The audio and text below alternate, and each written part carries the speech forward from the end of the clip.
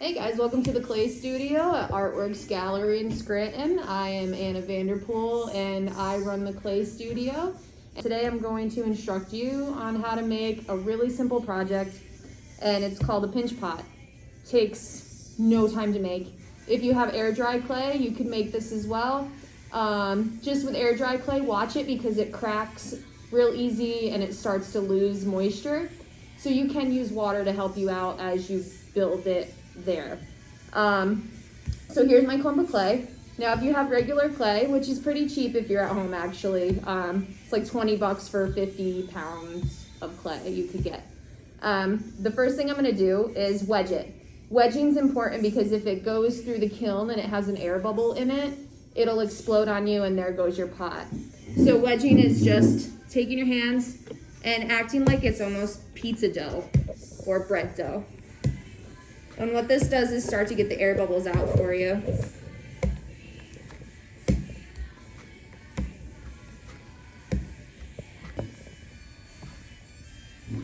Now I like to do this for about 2 minutes. Sometimes it's relaxing. I'll do it for about 5, but it doesn't take long. Then what you're going to do next is look at the tools you need. Now these tools help you clean up the pinch pot when you're done. A sponge acts as fine grit sandpaper. This will get rid of any imperfections that you have on the clay. We're gonna use the needle tool to cut the rim so it's nice and pristine. And then this is called a rib tool. It's a metal rib tool. This is gonna act as your really rough grit sandpaper. This will help us get the form and help us clean up the walls of your pot or your cup. You can make whatever you want out of this, really, a bowl. So I'm gonna take this clump of clay. I don't wanna make too big of a pinch pot, so I'm gonna cut it in half, put this over here. Then I'm gonna make a ball out of it.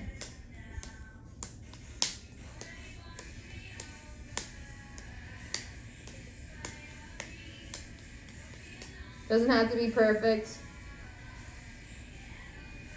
because you're gonna be doing a lot more to it after this. Then what I'm gonna do, after I got this beautiful clay ball here, I'm gonna take my thumb, I'm gonna press it in to the ball. Don't go all the way through, okay? Then what I'm gonna do is take my fingers and I'm just gonna do a pinching motion. Keep my thumb in the hole, and then I'm just gonna go around like this and start making it wider and taller. Now, if you keep doing this and keep doing the same pressure, you're just gonna make it get wider. And if you want it taller, you're actually gonna have to use the pinching motion and press up as you pinch. So you're gonna have to bring the walls up a little bit so you can make it taller, depending on what you wanna make. A really, really simple process to make beautiful bowls, beautiful mugs, cups.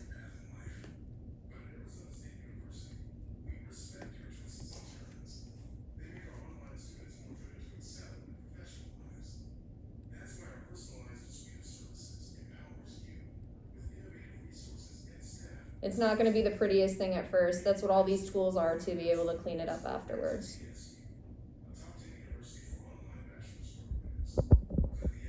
Then you're going to have some thickness here at the bottom. So this looks pretty good on the bottom here, right? You have this flat surface, which you just saw me do. I pounded it down on the table. But inside, it's still very thick. So you have to come in here and try to get the clay to where you can move it to the side of the walls. You want to try to get the same thickness. It's hard to, but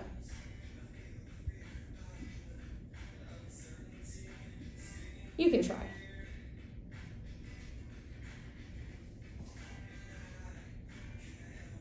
All right.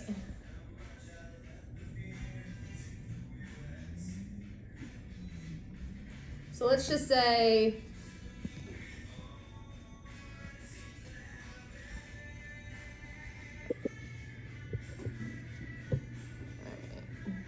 and the inside's pretty good. Usually you want your clay to be or your walls, sorry, to be about a 1/2 inch wide, because if you make things too thick with clay, there's more possibilities of air bubbles, which means it blows up in the kiln. So you can see here though that I have some spots that are a little bit thinner, and you don't have to just worry about this clump of clay. I have extra, so it's very easy to take this and just add to your thinner spots, and then you can just smooth it out. So that way it's pretty even all the way around. And the same thing with if you have too thick of spots, you can cut them out.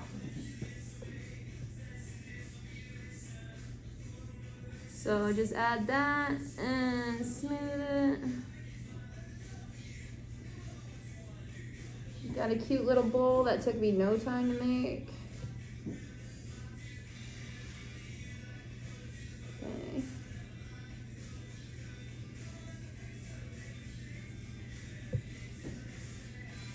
Looks about the same thickness now. And now what I want to do is, my top is a little bit wonky and I want it to be nice around the rim, right?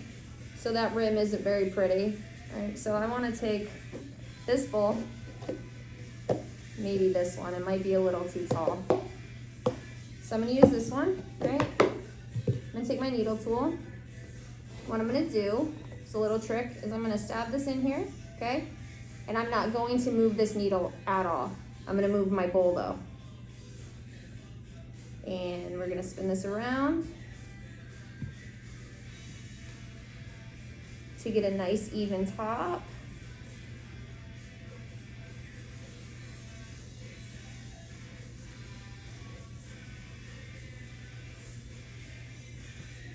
All right, and then this should just come off. And then I have a really nice even top here. And then what I do to start cleaning up a little bit is I'm going to take my water that I just transferred, and I'm gonna wet my fingers. And while I'm going to hold on to the sides while I do this so it stays nice, okay? And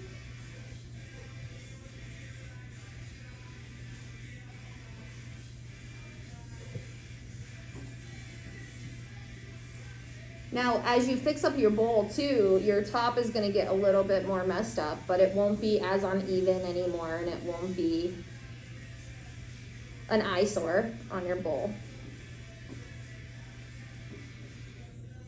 And you can see how water works amazing to smooth out the clay and get rid of some imperfections.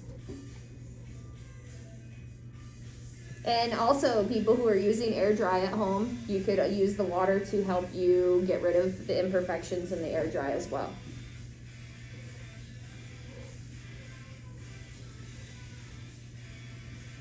All right, so I got a little bowl. The rim looks nice, right? So what I'm gonna do now is I'm gonna take this rib tool and I'm gonna put a little bit of a curve in it, like this. And I'm going to hold on to my walls with this hand on the inside. I'm gonna bring this up, and I just wanna get rid of some of these thumb marks and finger marks on this because I don't like them. You can keep them if you want to make some texture on your bowls, which can be pretty neat.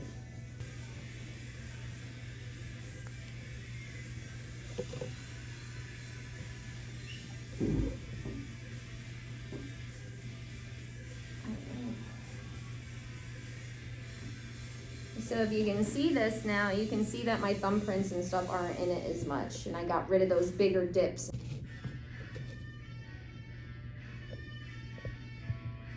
So it got rid of those deep dips in where my thumbs like pressed in too hard. So now it's creating a smooth surface. And then after I do that, this is your fine grit sandpaper, right? So I'm gonna take this, I'm gonna wet it, and then I'm just going to finish smoothing this out now.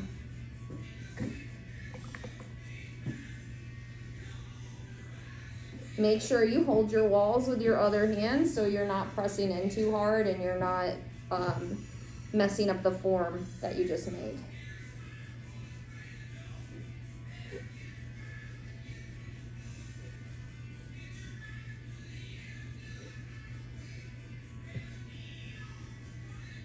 You could use this around the rim, make it look real nice.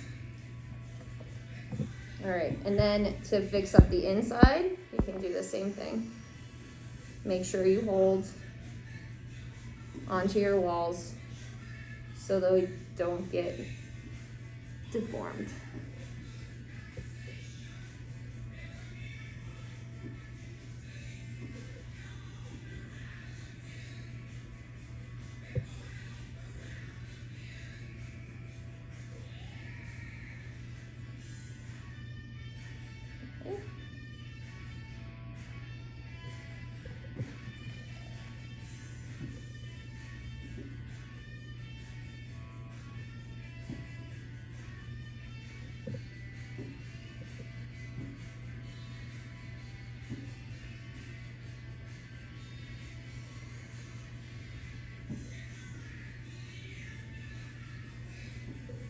Alright, it's a little flimsy because I just put a bunch of water on it, so it makes the clay a little bit more flimsy.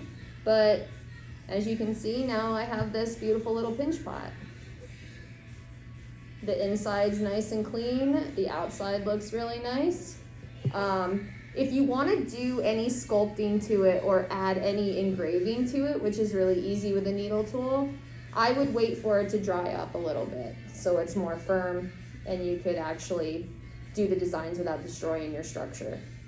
So thanks for joining me, and that's your pinch pot.